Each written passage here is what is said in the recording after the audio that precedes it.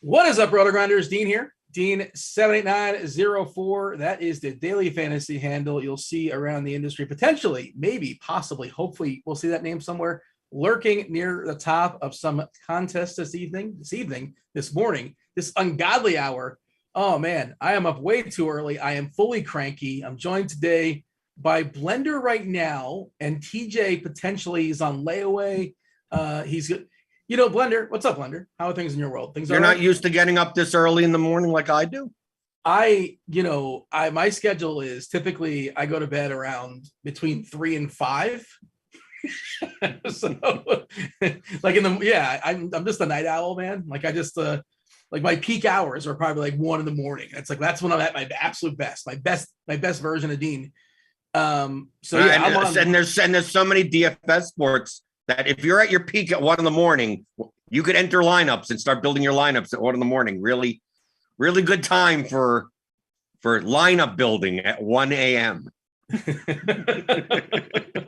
man, the KBO, I should have crushed that, to be honest, but the KBO was like 3 or 4 o'clock in the morning or something like that. I remember first pitch at KBO, so that was not my peak time. That's like when lineups were kind of sprinkling out and I could just kind of power through, and I couldn't stay up all the way through or wake up early, and I never really kind of mastered it.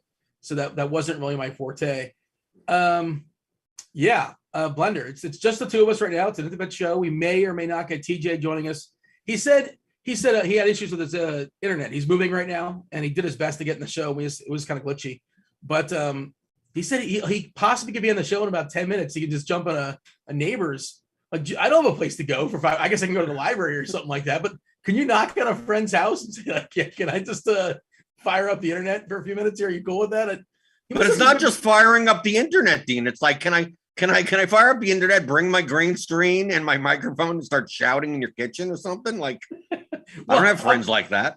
I'm fairly certain he's not packing up the green screen. I'm gonna go out on a limb and say that's not happening.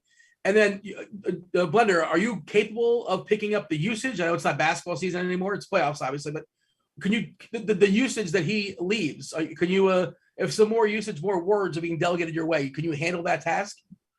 So what you're asking me is, can I fill the time of talking that TJ would normally on this show be handling?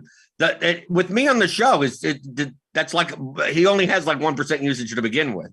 Yeah, since I'm on the show, he's like Tony. So I think I could fill in for that time. Yeah. Yeah. He's you're Durant or Kyrie, and he's, I don't know. I was using Tony Snell for some reason. Who would be the Brooklyn? I'm the James Harden of Rotogrinders shows. a lot of ISO ball. Make sure you put that in your bio for the people on Twitter. How's the season gone for you so far? We're going to talk today. The season? What? It's only been 5 slates or something. The season. Horrible. I haven't won in 5 slates. It's been rough for your boy, but like the way you play, and we'll talk about it, obviously. And I think it's great to have you on these shows because you think differently than most people, and you give different perspectives, and you'll just have distinctly different takes. And especially for baseball, you embrace the variance more than pretty much anybody, as you should. Like especially if you're playing those large field tournaments, which I don't really specialize in. I'll dabble in them just for funsies sometimes, but that's not my forte. I like more like the single entry, the 3 entry max, or kind of like 1,000 people, that kind of thing, maybe 5,000. I don't like to mess around with the 40,000 entries so much. But is that kind of what you're doing this year so far as well? I I haven't. I'm mostly playing the large field tournaments. I don't necessarily max them out. Like it really depends. Like I'll switch between DraftKings and FanDuel depending on the payout structures of their contests. So when FanDuel runs a little bit of a, I always kind of gauge it by 10th place, like the difference between first place and 10th place. So if 10th place is like first place 30,000, 10th place $500, it's like I can't put more than $500 into this contest, right? Yeah, because like last season, I had the most frustrating MLB DFS year that I've had. I had 17 top 20 finishes. Yeah, and I was not profitable on the season because I only had one second, one fourth, and then a whole bunch of fifth through 12ths, and especially on FanDuel, like that's $300. I mean, like you barely get anything for even like a bottom, like a top 8-9 position that I can't justify playing 150 lineups in those contests. And then on DraftKings, the problem is that it's a little bit flatter, but it's a $15 entry typically. And do I want to put in $1,500? Like I can't. Well, 10th place is like $1,000. So it's like, so maybe I'm only playing 60 lineups into that. So it's like I'm not putting in $2,000, $3,000 and stuff like that. Now I'll also play the 20 maxes. Also, they have a little, $4,000, $5,000 payday. That's fine. But that's how I determine. And with the smaller amount of lineups that I play, the more likely that I take on risk. If I'm putting in $3,000 worth of lineups, yeah, I'm going to have some of the chalk stacks. I'm going to have a lot of the chalk pitcher in different combos. But like, I'm not going to just say I'm Xing this guy out. I'm going to X out all the chalk and then hopefully I don't lose my ass. Like, because ownership is there for a reason. They're typically the better projected plays. But in baseball, the variance is so high that like total ownership of my lineup, like as long as I'm not playing the chalkiest of lineups, like you could play anything you want. The problem in the past I've only played 5. Put that on a t-shirt. Yeah, I know I could. No, the problem the 5 slates that I played, because I didn't play Sunday or Saturday because I was playing MMA. So I played 5 slates, 4 slates maybe, is that like I'm taking a stand. I just like, I got the right stack, but my pitcher's, my pitcher is -6. Well, dang, wow, because I played this pitcher. And then I go, okay, I got the 2 pitchers right. I got Jesus Luzardo right, but I don't have the right stack, right?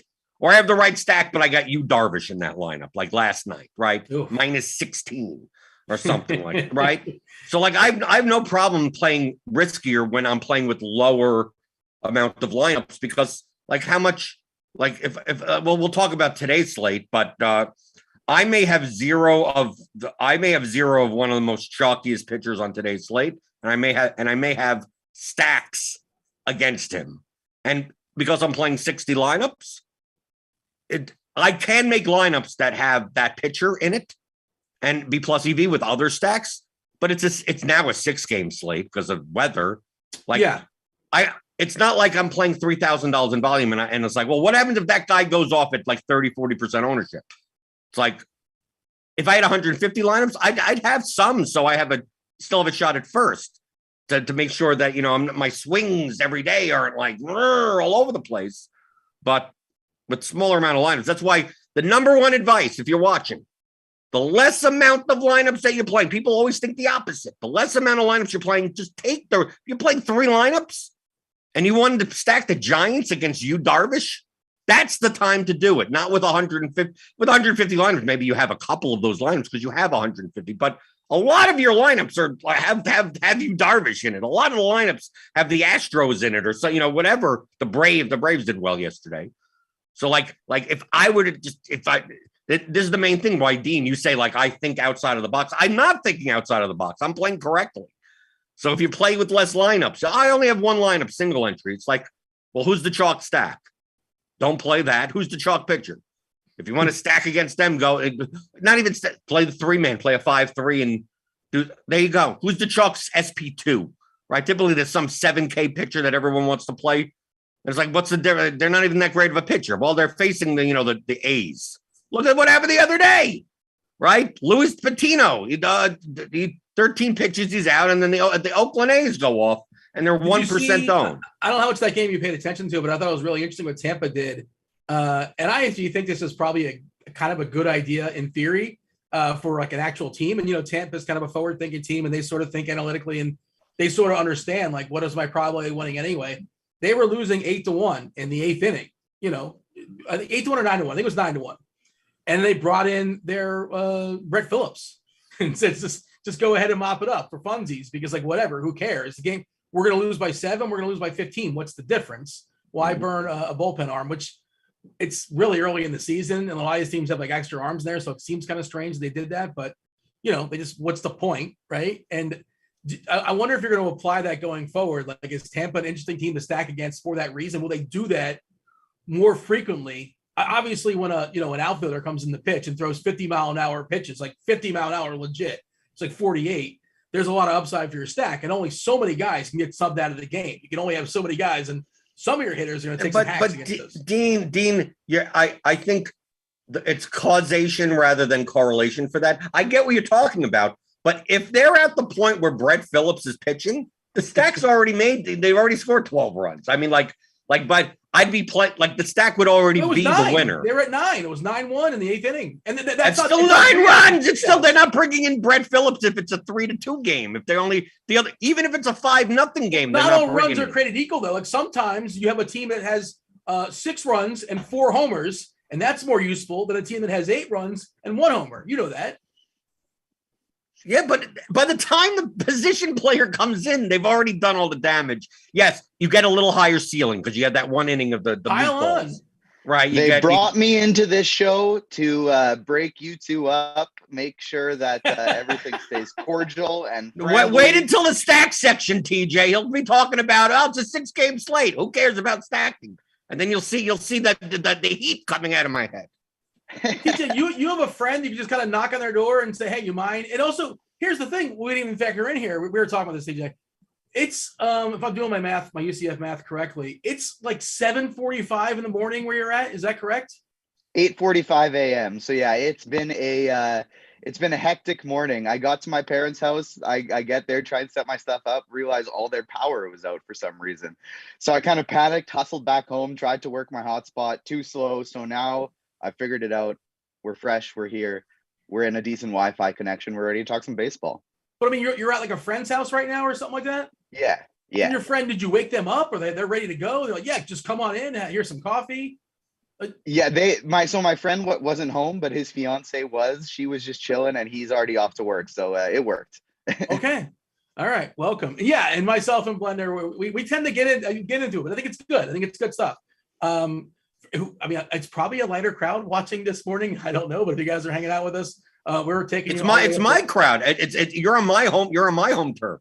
That's right. It's 11 o'clock in the morning. These are my people. These are your people, actually. Well, if people aren't aware, tell the people what you do Monday through Friday, assuming there's no early slate. We do the DFS pregame show. I do it Monday through Friday, 11 o'clock a.m. Eastern, all year long. I mean, I do take some vacations or whatever, so whatever. And then obviously for MLB, we have sometimes these early slates, and then I'm usually on whatever Grinderslive it is. But the pregame show, we review yesterday's slate. Look through results DB. We talk primarily about DFS strategy. No hot takes. No, we barely look at the slate that day. I answer questions in the YouTube chat. We go through people for asking questions. No, this is not always. It's typically people that I've seen before. They're asking the same question over and over again that I've answered 1,700 times. But for the most part, if you want to learn DFS strategy, we talk about NBA, we talk about Showdown, we talk during NFL, during MMA on Fridays. Sometimes I bring up some soccer stuff, whatever I happen to be playing. We go over all the tools. If you want to learn how to use all the tools here at Rotogrinders, like lineup HQ, and we'll get Slate IQ and all the content here. I always go through all of that to see how you could leverage. I always call it the combo premium package is just too cheap for what you get. Like the bat Carty's projections, too cheap for what, I just show, look at how much you get.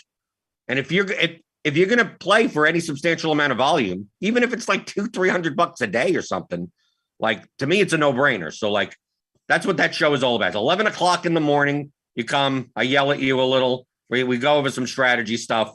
And typically in about 45 minutes to an hour, we're out of there. But you could always watch the shows later. It's very timeless type of content. And you could subscribe on the podcast feed as well. And if people haven't had their fill of Blender, if they didn't hit their quota for whatever reason, they can even see you in the Discord channel. And you're such a big shot in the Discord channel. Your channel's not free. Like, you know how Chiefs Prop Shop, that's for anybody. That's non-premium. The live stream chat right now, we're hanging out. Rotogrinders.com/Discord. Live stream chat channel. Of course, some of you guys are hanging out on YouTube as well. What up, YouTube? Hit that like button. Do subscribe. Oh, give me those stubby thumbs. Give me those stubby thumbs. There it is. I've seen your show before, Blender. If the people haven't had enough of you, they can also find you in the Game Theory channel. And you do like live coaching sessions, but once a week or something like that? Yeah, that's the main reason why it's premium only. So like you could, any questions that you ask that someone could ask me on YouTube. I like that's so, people post in the normal sport channels, and everything would, any type of strategy and game theory question would get like kind of drowned out by the time I could see it. So that's why we created that channel. So like that's kind of like my inbox. Other people discuss stuff in there as well, but anything about game theory or like using tools like Excel and downloading, scraping data, anything involving maybe a little bit more advanced data DFS type of play in there. And then I also offer, so many people ask me about private coaching, and I always found it like, I don't know, I put out a course and I go live every morning and answer anything you want 100% transparently. I don't see any reason why anyone would need private coaching when I give everything else away. But some people ask. So I'm like, well, how do I scale this so it's not just like one-on-one or whatever? It's like, so like once a week or so, I change the time every so often. We go on Zoom. And if you're a member of that channel, if you're a premium member on Rotogrinders, you join the Zoom, you fill out the little form before the session, and I go one by one. And it's like it's like typically 20, 30 people there. And it's like, you could share your screen, you could show your Roto tracker, you could show your Excel set, you could say anything you want, and I'll answer anything. We don't record them because a lot of people share things. Either they're good players sharing things that they don't want other people to know about, or they're just subscribers that are uncomfortable. A lot of people are uncomfortable saying that I'm not sure what I'm doing is good and I'm losing, and I want to show you how I'm losing. And they don't want to broadcast on YouTube or anywhere where it's like, I'm going to show you that I lost $30,000 last year. And can you help me explain why I'm doing what I'm doing wrong? So like they're not archived and are nothing. That's the secret chat, Dean. The secret chat is in my Zoom chats. And the next one is 6:00 tonight, 6:00 tonight. So if you sign up for Rotogrinders Premium, right? Combo Premium, you get $10 off your first month. Click on that link in the description. I think it's the first 2 months. Has that changed? I think that's just for MLB. Okay, my bad. You get something off. Click on the link, you get something. It's say just join, you get something off. That's the best way. You do get something today. You don't have to click on anything. If you're playing golf, you get Noto's premium core plays for this week's RBC Heritage PGA tournament. Go ahead and check that out on the PGA page, rotogrinders.com. TJ, we lost the game. We're down to 6 as far as the DK main slate. We're down to 8 as far as the FanDuel main slate. TJ, you're more of a FanDuel guy. Tell me you're playing FanDuel today. I am. I sure am. I got my 3 lineups as usual. Didn't quite wake up early enough to get in that 333 that I wanted to get in, but we still got some nice tournaments over there today. And yeah, FanDuel's my jam today. For baseball, I have been playing more DK though. I always gravitate to FanDuel for basketball just because, not because I think the product's better necessarily, just because I'm better at it. But DraftKings, I've been dabbling for baseball as well, and it's been going pretty well so far this year. Yeah, the Kansas City St. Louis game is postponed. If you guys are just joining us, I'm looking at Kevin Roth's weather page. Later on tonight, that White Sox Seattle game looks kind of dicey for what it's worth. Still keeping an eye on some other games. Orange, yellow as of right now in Cleveland, or actually Cleveland at Cincinnati. Some just not great baseball weather, kind of cold overall. As far as the slate, and whenever Blender's on, I'm happy to frame the show his way because he doesn't like going around the horn, that kind of stuff. I like to speak of the slate in terms of just the overall, how it looks, how it feels, and talk about it from a stack perspective. And I like that too. So that's another reason why I like having you on, Blender, because we changed the conversation up. We're just going to have a conversation about the slate, and again, if you guys are hanging out on YouTube, hanging out in the Rotogrinders Discord channel, and you want us to talk about something specifically, feel free to do so. Just kind of fire it off. Let us know. Give us some details. Producer Steve is lurking. He's going to let me know. He's going to tip me off. And we're going to be here for the next 50 minutes or so talking this slate. We're going to hand it off to the Crunch Time guys. Again, Crunch Time is free this season, all season long. Thank you to FanDuel for sponsoring that. And again, we're going double barrel aces. It's Roth and Cheese.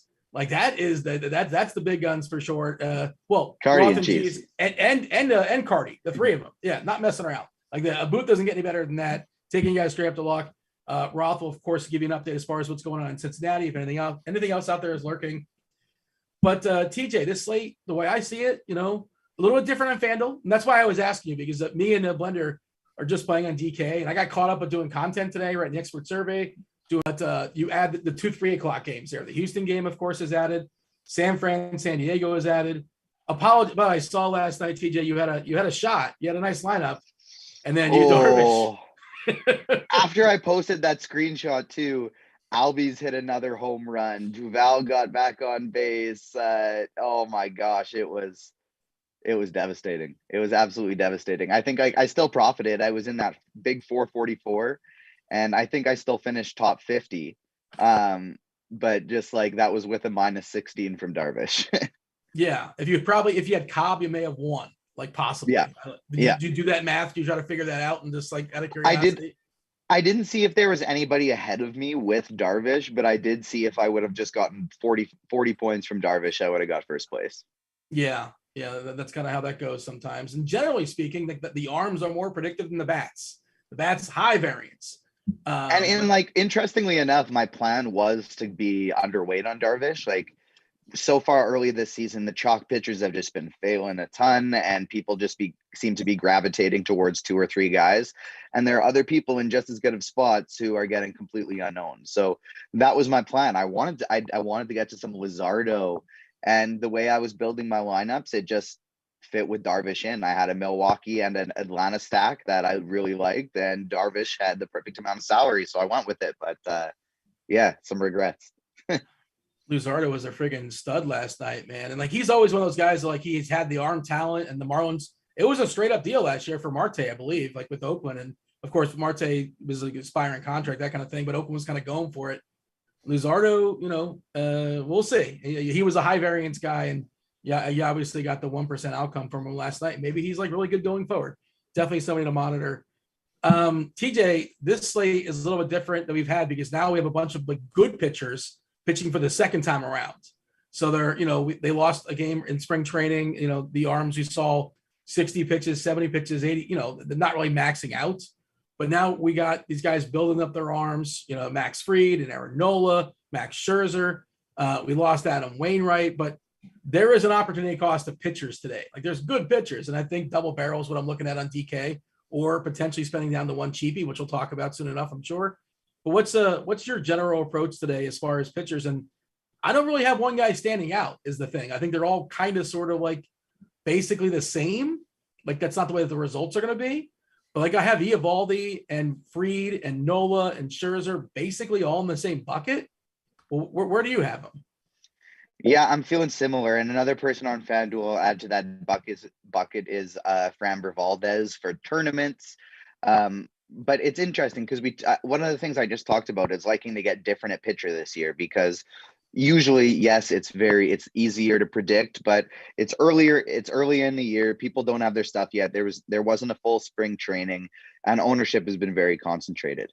We're not seeing that concentrated ownership today. We're seeing 10 to 15 for a bunch of different guys over on FanDuel, like Scherzer and Manaea and Max Fried and Nathan Eovaldi, like you mentioned. And so because of that, because we're not seeing any strong ownership yet, I'm probably going to be filling out my bats first. I'm probably going to be finding the stacks that I really like today, filling those out, and then just kind of seeing what pitchers I'm left with and adjusting from there. Because as it stands, I don't really have any that are far and away standing out.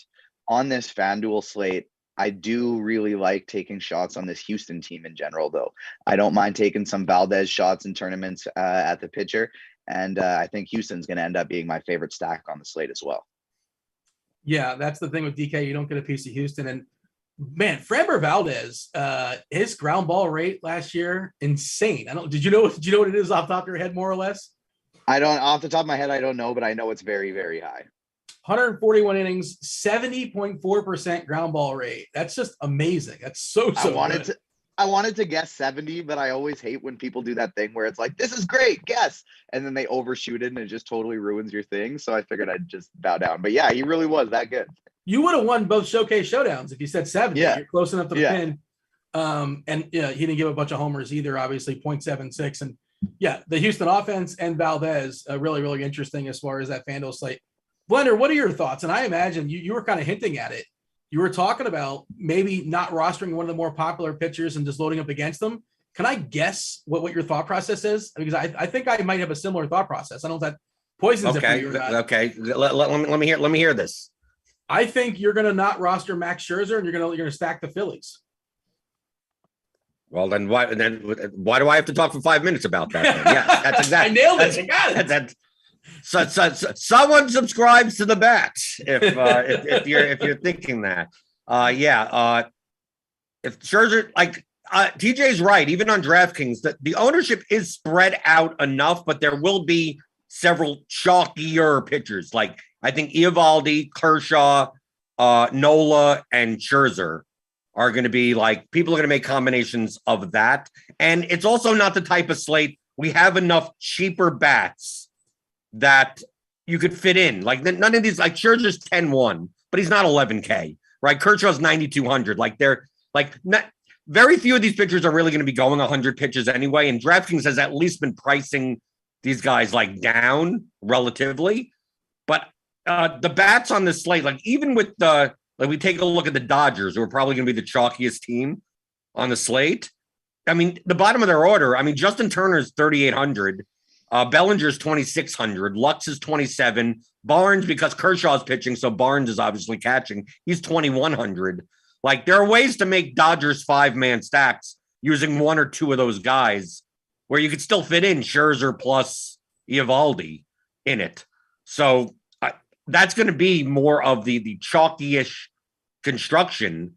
So I get why the ownership is spread out because, if you don't want to play Scherzer, you play Nola, right? You could end up playing Eovaldi. You could do. You could make so many combinations of those four pitchers that's fine. But I'm looking more towards playing. I'm trying to play lineups that other people can't, based on salary constraints. So either I'm going to build lineups that don't have two of those pitchers, that play someone like Nick Lodolo, rookie for the Reds. We have to take a look at the weather in that game. It's going to get worse throughout the day. Listen to Roth on Crunch Time. It's free. He has the weather report there, especially when it comes to pitchers. I don't mind not stacking a game, not taking a bat from a game, especially if it's not like the highest of totals. But pitchers, I don't want, 2 innings, it's a rain out. Like I'm done. So I'm looking more towards the cheaper end. I'm looking like Kyle Hendricks, Nick Lodolo, something around there, and then pairing them with the more higher Eovaldi, Kershaw, Nola, something like that. And then those types of lineups, I could pay up for bats combinations that other people can't, that have Scherzer in their lineup. And now on the other end of the spectrum, if I do want to play 2 more expensive pitchers, I also have a cheap stack that is going to be, I think, underowned. I think that there are 2 stacks that are going to be underowned, 2 teams that are going to be underowned, and I'm going to be over on both of them. And one of them is playing the Phillies against Scherzer.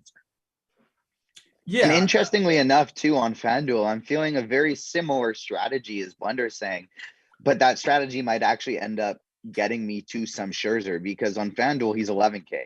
He's more expensive. And because of that, the ownership is just not, it's not going to where it should be with him. I think that we're seeing a lot of ownership on guys like Eduardo Rodriguez and Clayton Kershaw. And those are 2 guys that I think I'm going to be going underweight on. Kershaw's 9,200 on FanDuel. He's 9,100. He's nice and cheap, but he's playing the big power bats in Minnesota. And yeah, there's lots of strikeout upside, but I think that's a situation that he could easily get blown up as well.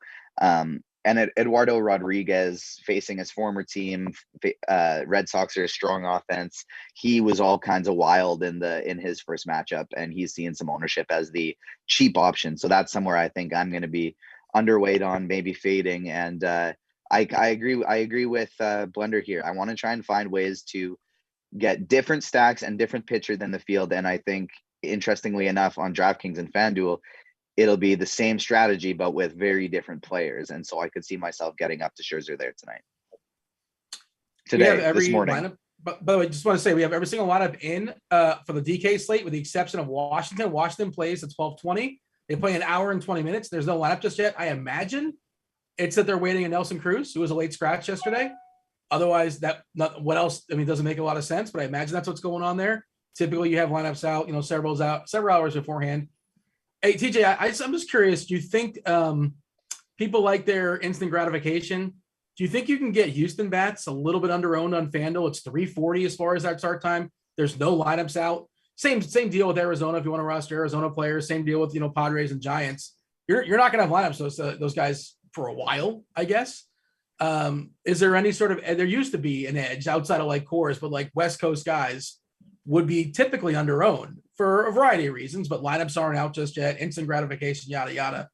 But do you think that's possibly a thing in this slate? Yeah, I don't know if the lateness is the reason, but I mean, the fact that the lineup isn't out yet would probably be a big one. But that is exactly the reason why Houston's my favorite stack on today's slate.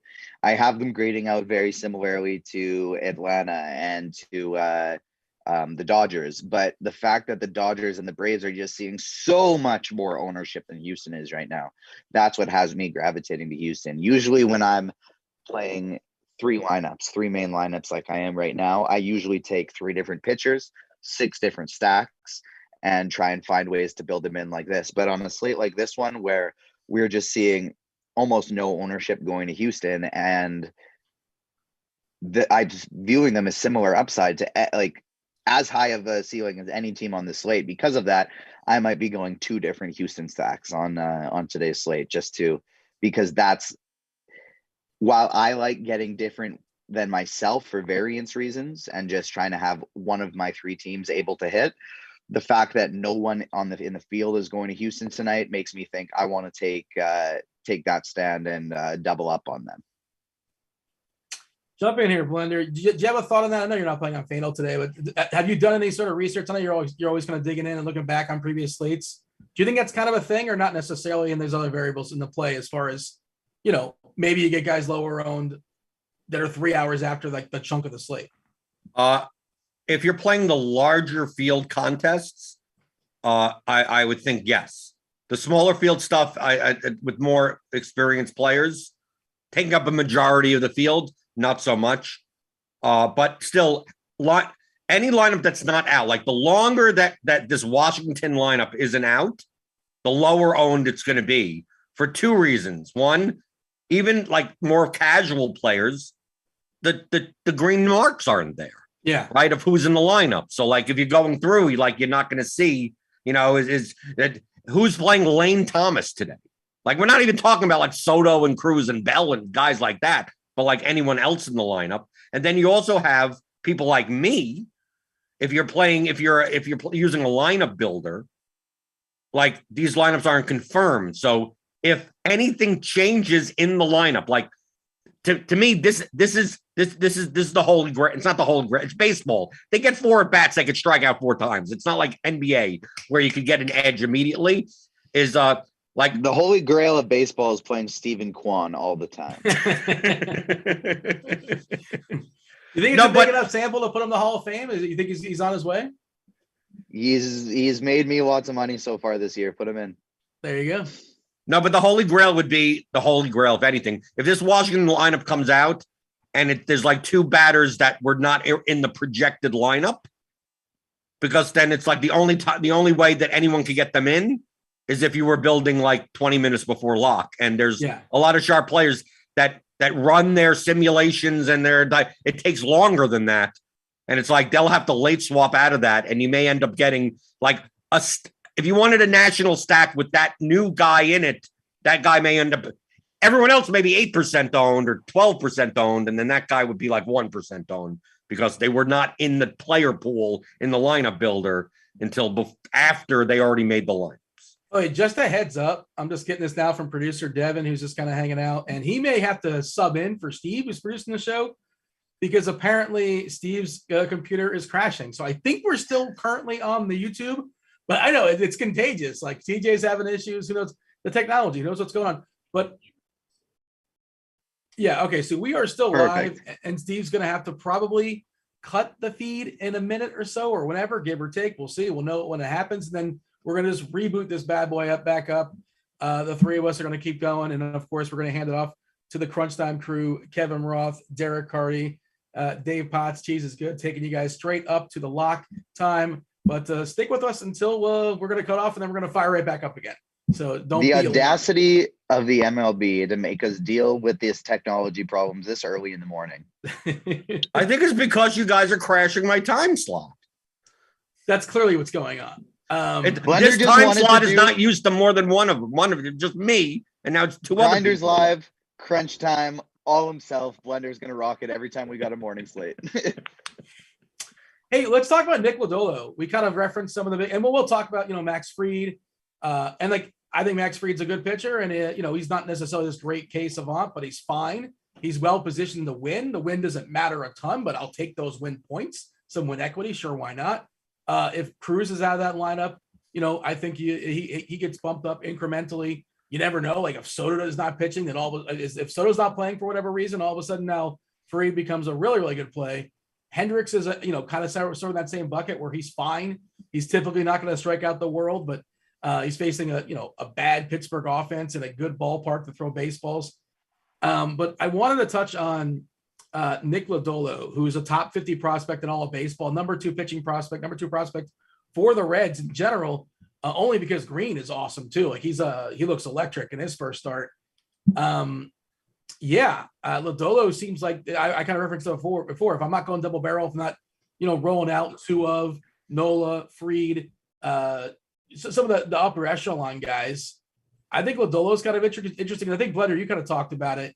Are we switching off right now, Steve? He's going to run to his neighbor's house to do it. I don't think we are. TJ. Yeah.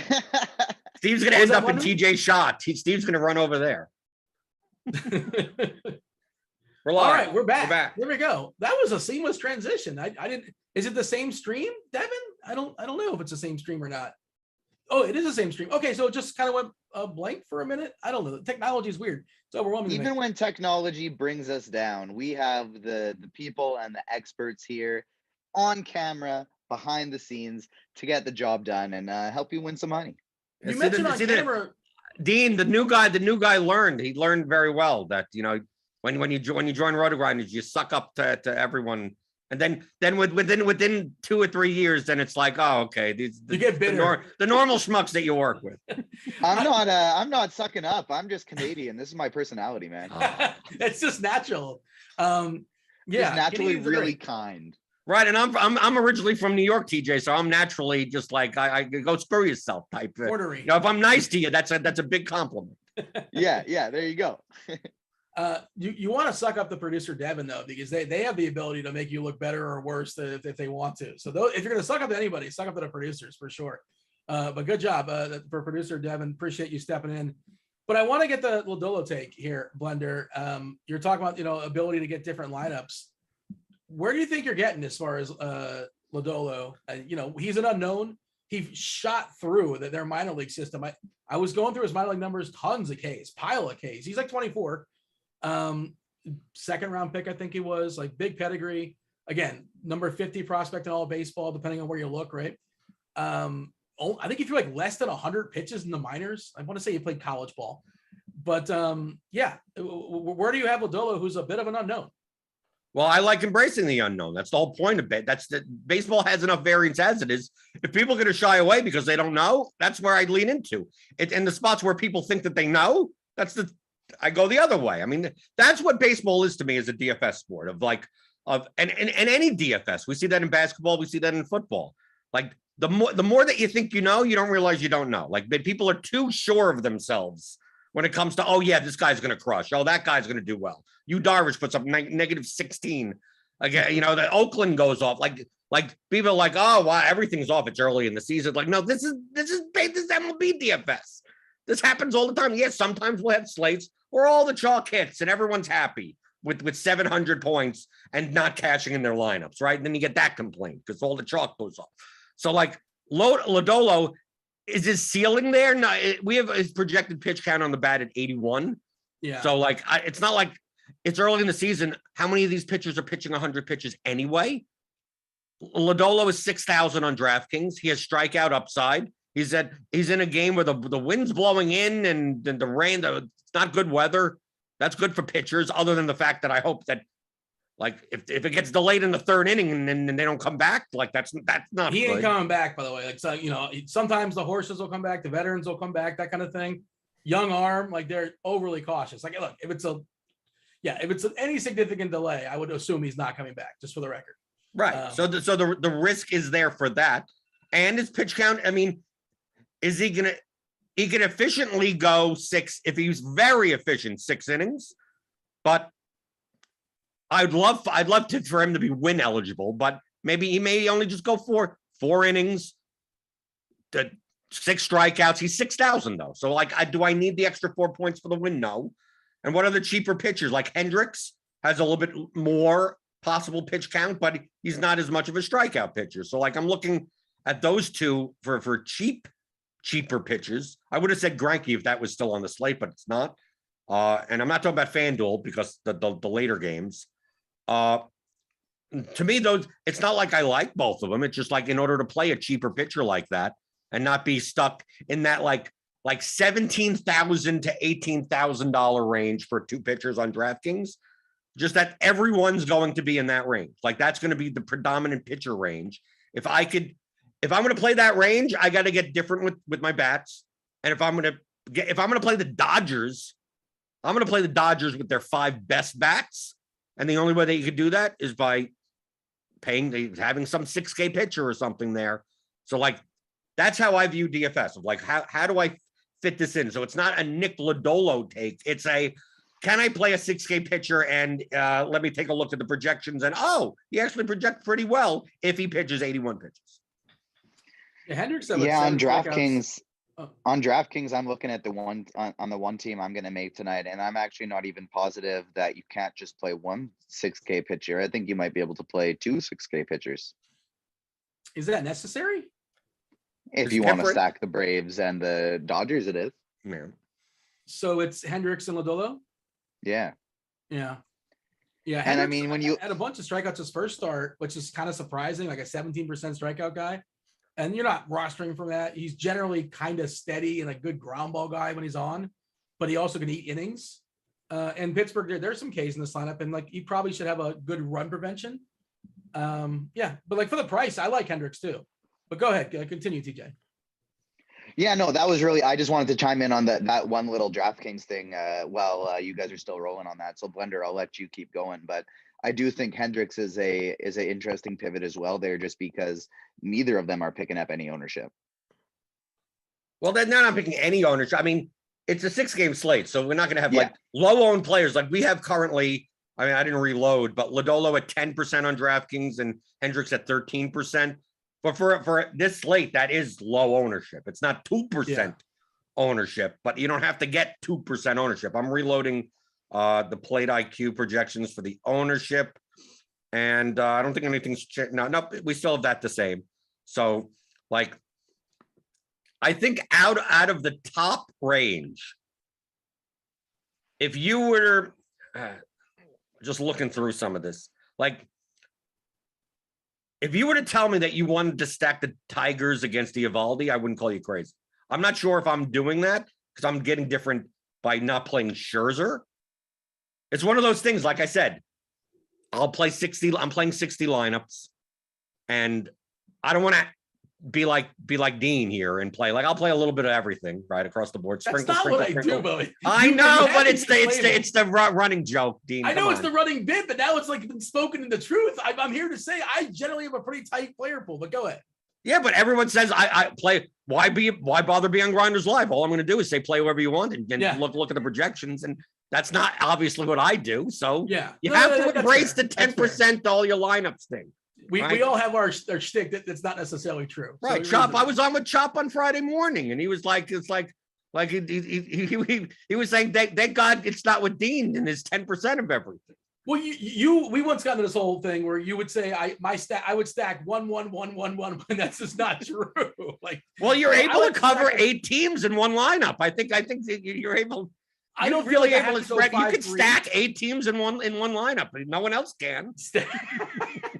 well, what is a stack? Because I think It's a one-man stack. It's fine. It's a you know 3-3-2 is that's a different way of doing it. You know, when you go to IHOP or any type of like pancake house, like you get a stack of pancakes. But if you only get one pancake, can you call that a stack of pancakes? Some places, no. If you look on their menu, the item will say stack of pancakes, and it'll say how, and then the number of 1, 2, 3, 4, 5. So I walk they out the consider door. one pancake to be a stack. That's not a stack.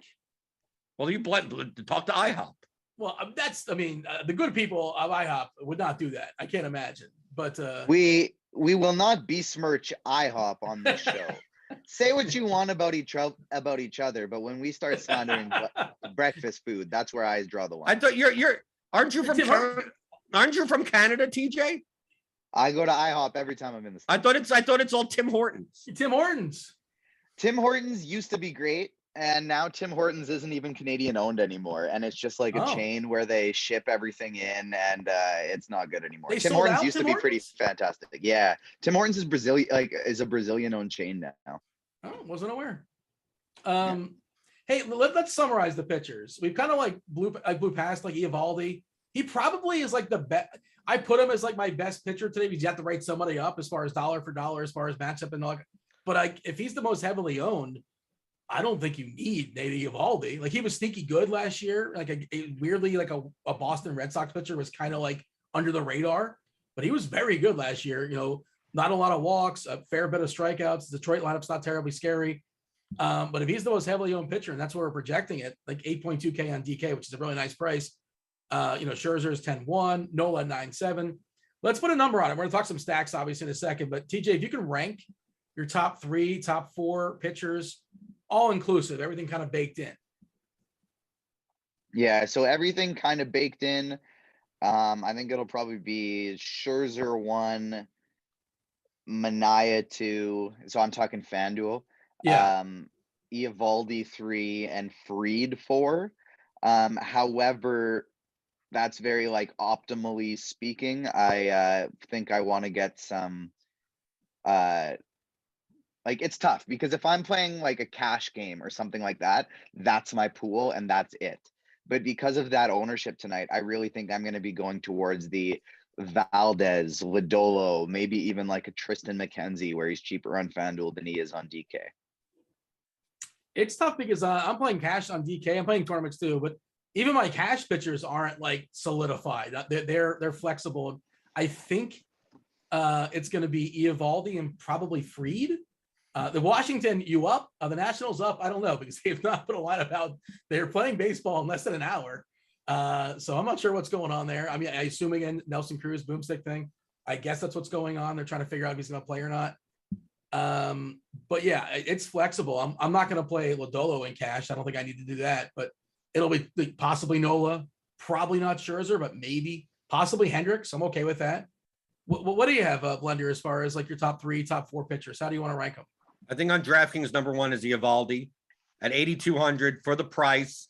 And it's primarily, I mean, Eovaldi's not as good of a pitcher as some of these other pitchers on the slate, but he gets this lineup that the Tigers have is strikeout city, and the wind's blowing in at 15 miles an hour, and what, I mean, the weather sucks there, right?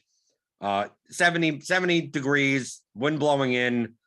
I mean, this Meadows, Baez, Scope, Badu, Torkel. I mean, like it's 25+% strikeout rate. I mean, that's why he rates out so high. It's not like he's a bad pitcher, but he's not Max Scherzer. He's not Aaron. He's not Nola.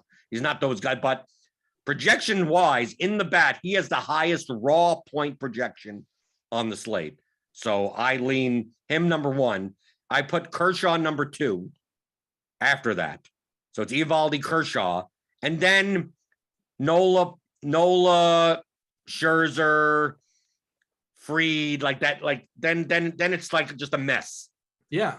In the middle, and then the value pitchers, I would even put Erod in like that Scherzer, Nola, Fried kind of middle, and then like Lodolo and Hendricks are like at the bottom, but they're also significantly cheaper. So it's not like I love Nick Lodolo. It's like, no, it's just like if you need a cheap pitcher, they're there. But like for raw points, it's not like I'm going to instead of playing Scherzer, I'm going to put Lodolo there and leave 4,000 on the table. Like, no, you're doing that primarily as a price play. The tricky thing with Erod is that Boston lineup doesn't strike out a ton, 21.7%. Basically, it's Dahlbeck and JBJ in there, left on left. So you like seeing that if you have Erod.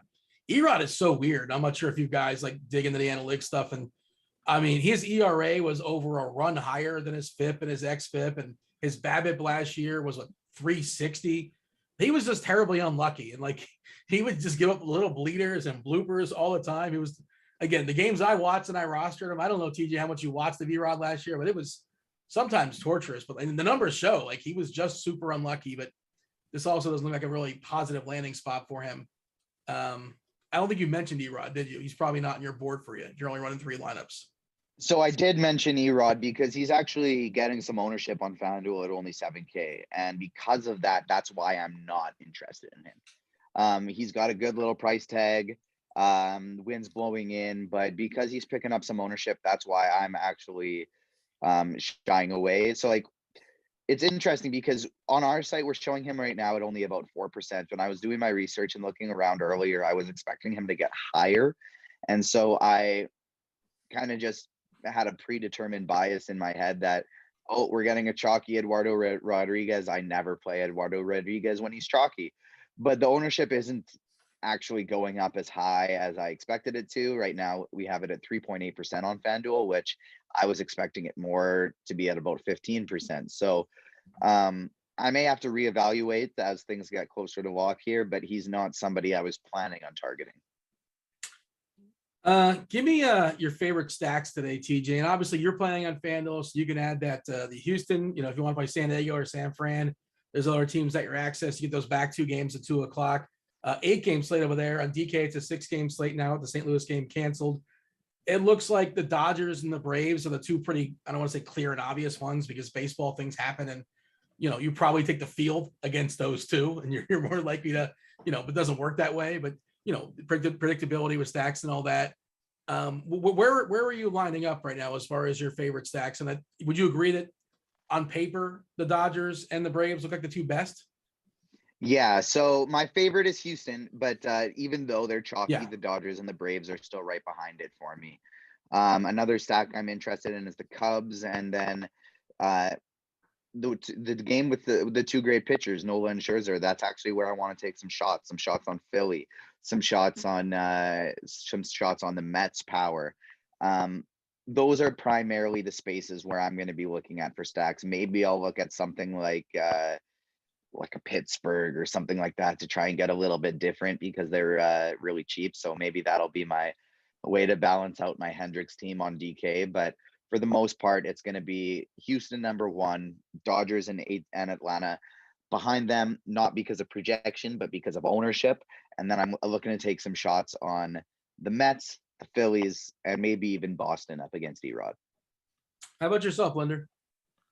I'm more in line with TJ, even on DraftKings. I think it's even more pronounced. Obviously, on FanDuel, you got the 2 extra games, so that'll spread ownership out a little bit more. From what I'm looking at, the 2 most under-owned stacks on the slate are going to be the Cubs and the Phillies. So that's where I'll be going. Understand that on DraftKings, Wilson Contreras and Ian Happ will still be somewhat owned and maybe a little chalky enough. I mean, obviously, a catcher batting 3rd is always going to, because the catcher position kind of sucks. And Ian Happ is batting cleanup for 3,100 on DraftKings. So he may be a very popular enough one-off in like Dodgers Braves lineups, right? If you're playing like a 5-man stack, with 3 1-offs, or you're playing 5-2-1 or 4-3-1, you may see like Ian Happ pop out like there. But the Cubs stack as a whole is barely owned. So like outside of Contreras and Happ, everyone like is single digit. Some are 1, 2, 3% projected owned. So as it's like, I don't mind playing Contreras and Happ in those lineups. As a one-off, maybe not. So like, don't be, if you're looking at our RG tools, don't be thrown off by like the total average ownership of the Cubs seems pretty normal, efficiently owned. It's like, yeah, it's 2 batters that are pulling that up. The whole stack is not. And then on the Phillies side, no one's owned. I mean, like, do whatever the hell you want with the Phillies. Who's playing Bryce Harper at 6,000 against Max Scherzer? He is overpriced, but that's the main reason of I want to build lineups that my competitors can't. It's not a matter of being different.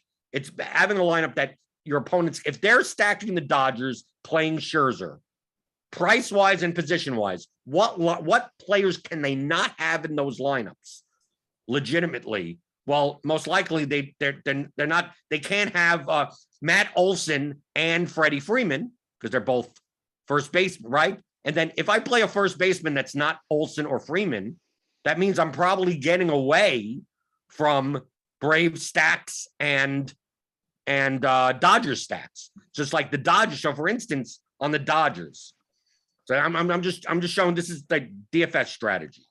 If you're looking at how to get different, especially if you're hand building like 1 lineup or 3 lineups, I program this all into the lineup builder.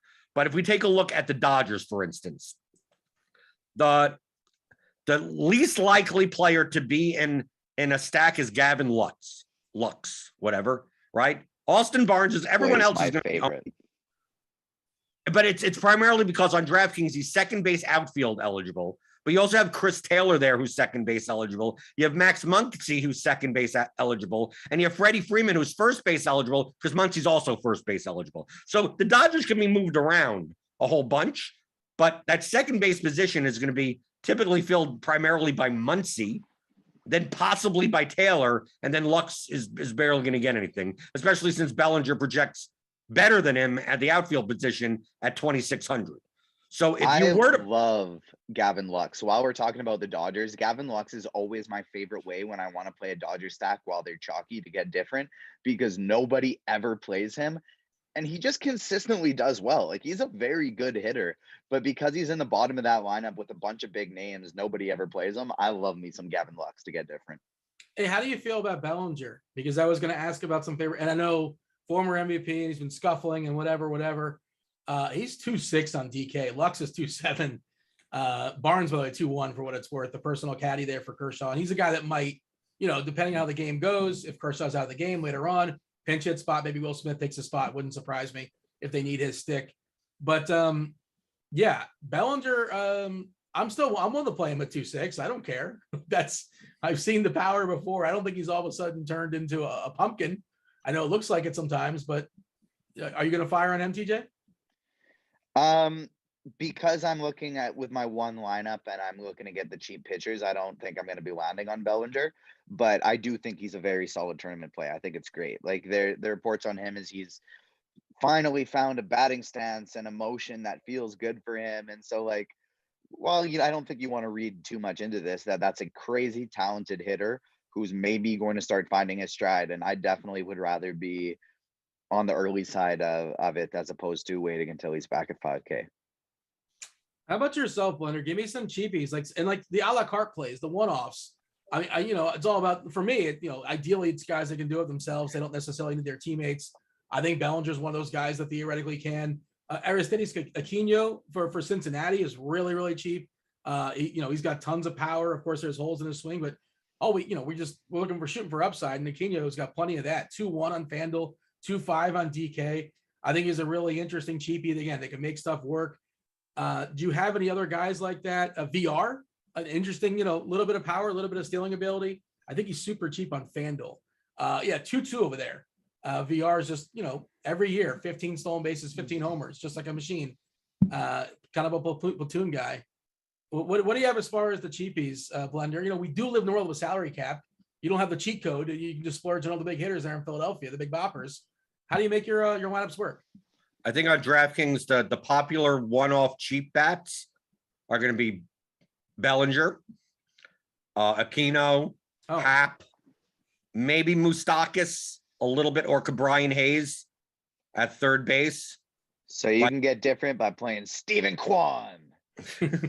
Well, you can get different. See, here's the concept that I was trying to explain before is that like I wouldn't want to play the lineups that people can't play. So if people are paying up a pitcher, Eovaldi, Scherzer, and playing 4 Dodgers that are 4K or above, they're going to need one of these batters or possibly 2 of these batters. Now, they probably have Bellinger in their lineup already if they're playing a Dodger stack, but it'll be a Dodger stack plus Aquino. It'll be a Dodger stack plus Aquino plus Hap.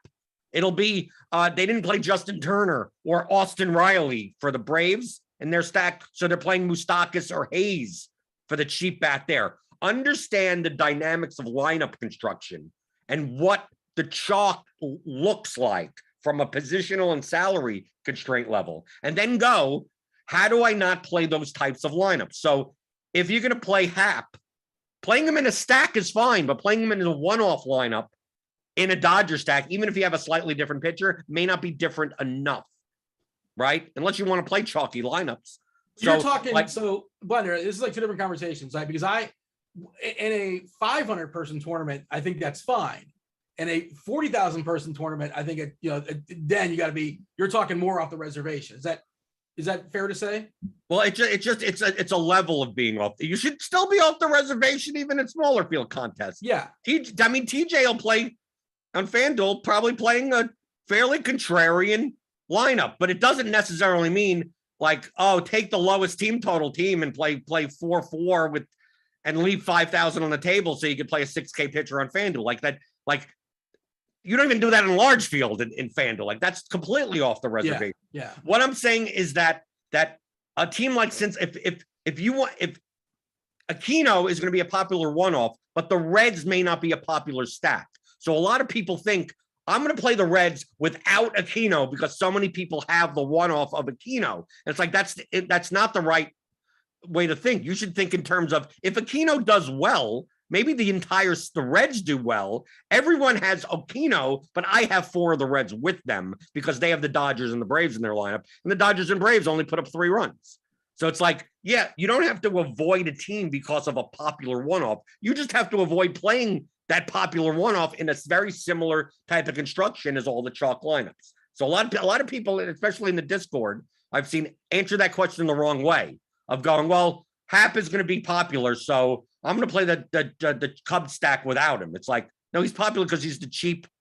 He projects well for that price. So why not play 4 guys on the Cubs that are all 3% owned with him, so that when he does well, the people with the Dodgers and the Braves don't have all those other Chicago pieces. And since you paid down for Chicago, you have the 2 pitchers that they have all. They have the 2 pitchers, and your one-off bat is Bryce Harper or Nick Castellanos. And their big one-off bat is Olsen or Betts or one of those guys, and they couldn't play the other guys. Do you have a team or a player, probably a stack that you recognize is good, but for ownership, for strategy reasons that you're going to be underweight on? Like, is there a team that you're just like? Is it Atlanta and the Dodgers? It's more Atlanta than the Dodgers. Okay. The Dodgers, just like what TJ said. There are combinations of Dodgers that the Dodgers are overowned today. Let me just make that clear. They're overowned. But there are combinations that won't be as overowned, or possibly there may be combinations that are underowned. So like, if you're thinking of like Betts, Freeman, Turner, Muncy, Turner, like, I don't necessarily playing those types of lineups. Mixing in Gavin Lux, mixing in Chris Taylor, right? Especially those 2. Those are going to be the 2 lowest owned players on the Dodgers. So mixing those 2 guys in, I don't mind playing those type of lineups. I will be under on the Dodgers, but it's not like I'm not avoiding the Dodgers, and I'm not avoiding their one-off bats. I don't mind playing Freeman or Muncy or Turner, especially Trey Turner at shortstop. I don't mind playing them as a one-off. That, you know, the Dodgers score 4 runs. That's the only guy that really does well enough, and that's it. But the Braves, on the other hand, number one, they're the home team, so I'm not guaranteed ninth inning at bats versus the Dodgers, who are. And the bottom of their lineup is crappier, right? I mean, just like to get different with the Braves. Like, most likely, I need to play Albies at second base. It's a weak position, and then they got 3 outfielders, 4, 5, 6. Like, there aren't that many combinations once you even if you play Manny Pena, but he's batting 9th. Like, there are ways. It's just that they don't the off ways of stacking the Braves don't project as well as the off ways of the Dodgers. TJ, same question. Yeah, the Braves are probably the one I'm going to be getting more underweight on, just because I typically like stacking the Braves against lefties more than I do against righties. So I definitely still like Matt Olson, but that I'll probably be getting the Dodgers. Like Blender said, the Dodgers and the Braves are both overowned. I'm planning on embracing a bit of the Dodgers chalk while getting a bit under on the Atlanta.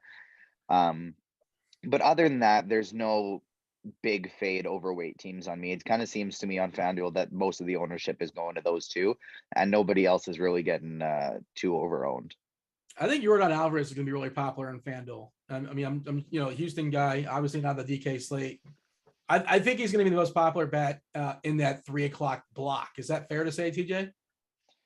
I think it could be fair to say, but I think that's something that's interesting to look at regarding Yordan Alvarez is he's got the day-to-day tag on FanDuel. Okay. And so on FanDuel, that says manager Dusty Baker said Alvarez is feeling under the weather and isn't at the park for Tuesday's game against the Diamondbacks.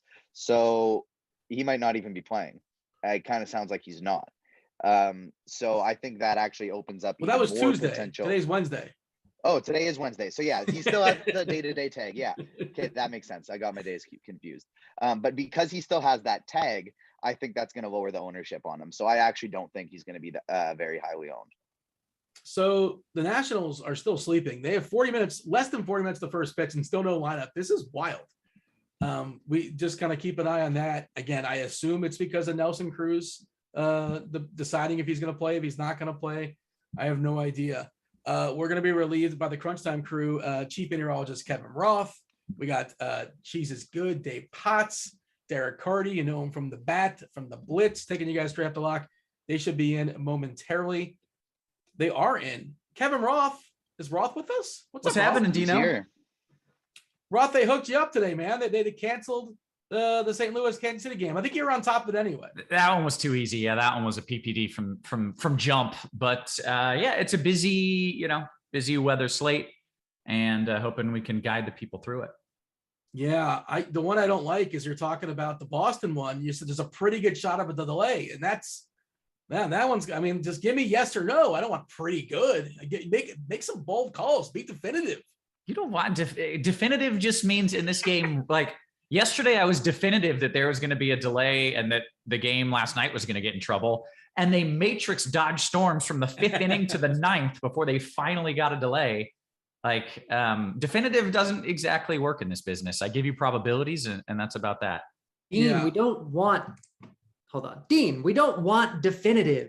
That's not the way this works. Probability is what matters. You can't say for sure something is going to happen or not happen. My God. Put a number on it. You say it's going to happen 70% of the time. It's not going to happen 30% of the time. And that's the way to do it.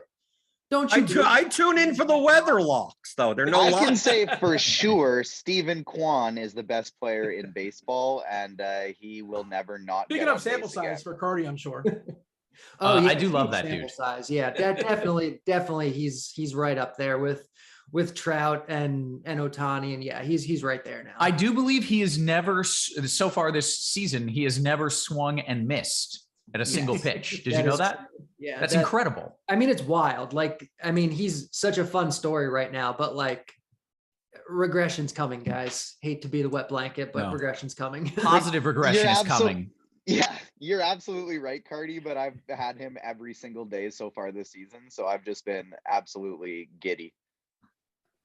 Carty, you're talking about probability. I'm more in the results-based thinking. I'm curious, how were your mentions last night when you poo-pooed all over Pujols and said, oh, he's the worst hitter in all of baseball. And he's past his prime. All backup catchers are better than him. And of course, he banged one out, stuck it right to your face. He was watching the show. Did anybody come at you on Twitter? There were actually none, which was surprising because I was definitely expecting it. Yeah, I mean, he still has some power. Like we kind of said it on the show last night. I think Cheese said, you know, he still has power, which he does. He's going to hit some home runs this year. He'll probably hit 10 or 15 of them. He's not going to do a whole lot else besides that, though. Does anybody have the Nationals number by chance? Anybody want to give them a call? Because they still have not put out their lineup and their game starts. I don't think know this. This tells me they're still waiting on Nelson Cruz because he's kind of like iffy. And my guess is they're just letting him like, hey, can you jog to first? And I think that's what we're waiting on. Yeah, but we should still know that now, shouldn't we? Like, yeah, that's what I assumed as well. But like at some point, he just got up. He texted me good morning just moments ago. So we're gonna need another 10 minutes. What's up, Dave? How was doing content today? You know, it's always tricky to turn around from Tuesday night to Wednesday, I'm sure, especially for you, all the words you write in the musings. When do you start that Tuesday night? I assume you start last night. Yeah, I do.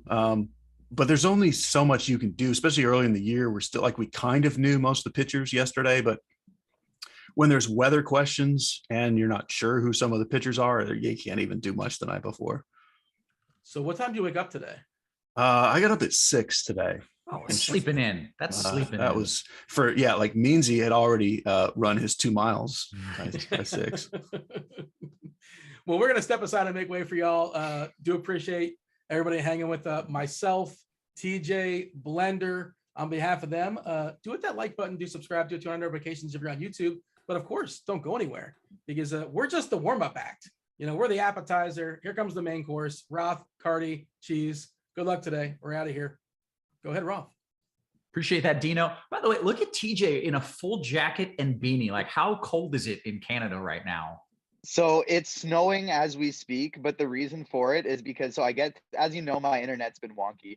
I get to my parents, the power's out this morning. Oh, So I panic. I head back home. I hustle, try and use the hotspot. I'm cutting out. It's not working. So I zip back over to a friend's place.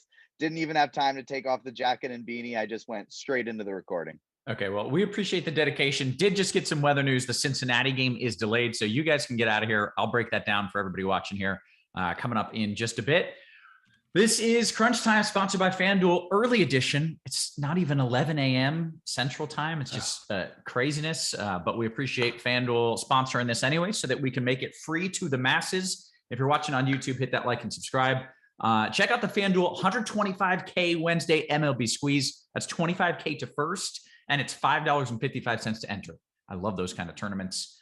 You can also sign up for the FanDuel Sportsbook. If you're in a legal sports betting state, new users get a risk-free bet up to 1K. And if you are a Rotogrinders fan, we also have Scores and Odds, which is where our Rotogrinders guys give out sports betting advice as well. We got all kinds of sports bettors involved in that as well. So go check that out if you have not. Cheese, Carty, how you guys doing? I'm doing pretty good. I'd be better if you tell me the Seattle game is going to play. Where's Seattle? I only look at home teams. They're in Chicago. White Sox. Oh, that's not game? On this early slate, right? Though. That's the tonight game, right? Yeah, yeah. I don't love that one. Okay, sorry, I'm thinking for prop betting, but yeah, right. That's not looking good. I assume still. Not at this point, no. I don't love that one. I like that one only a little bit more than I like St. Louis, and that one's already out.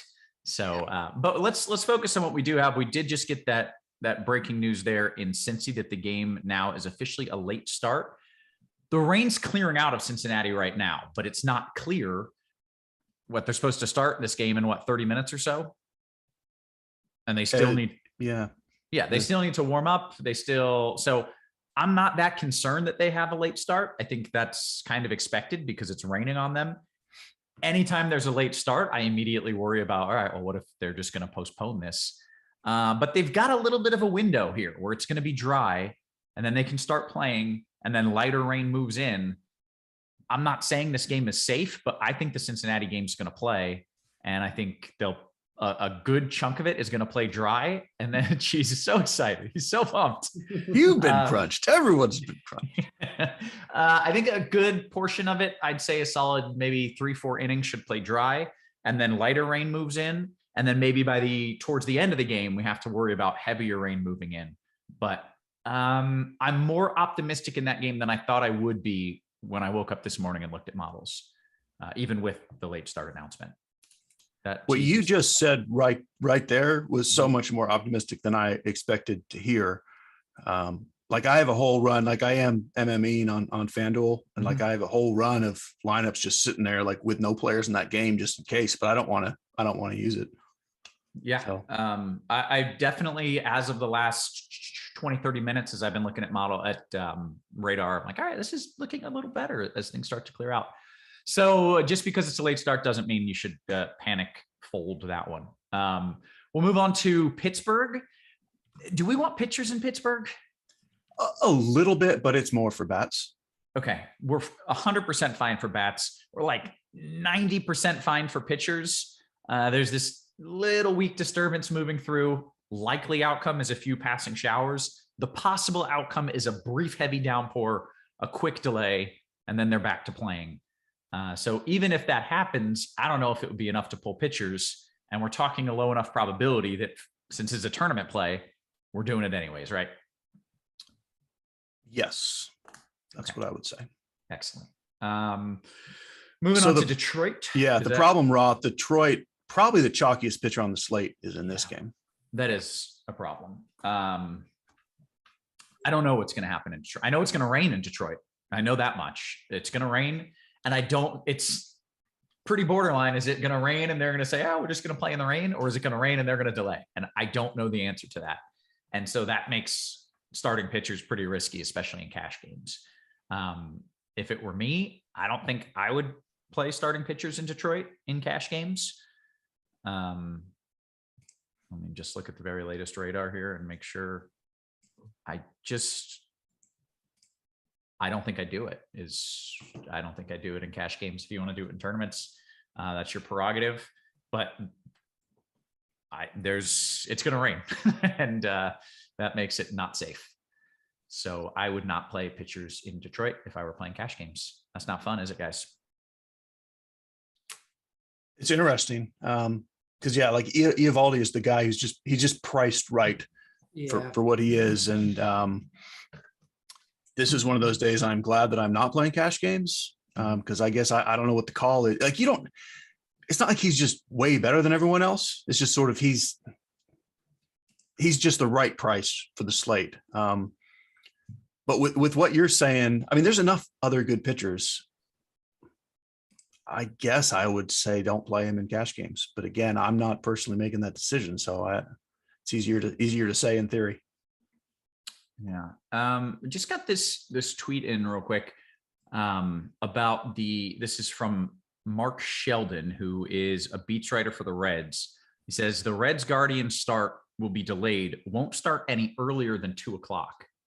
And this was supposed to start. I'm trying to do the time conversion in my head now. So that's an hour and a half later than original. That's honestly a little alarming, Cheese. I don't know why they would. Like, it's dry in Cincinnati right now. So I don't know why they would want to punt it an hour and a half from now. And that makes me a little nervous. Could be like a grounds crew thing. It's got to be a ground. Making sure the field's good.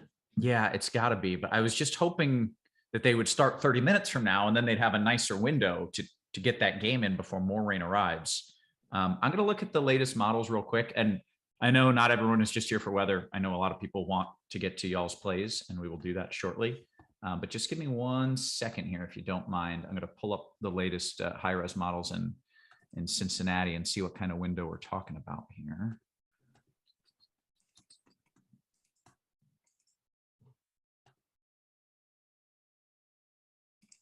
Okay, I think you stick with it. That's what I'm doing. Yeah, I think you stick with it in Cincinnati.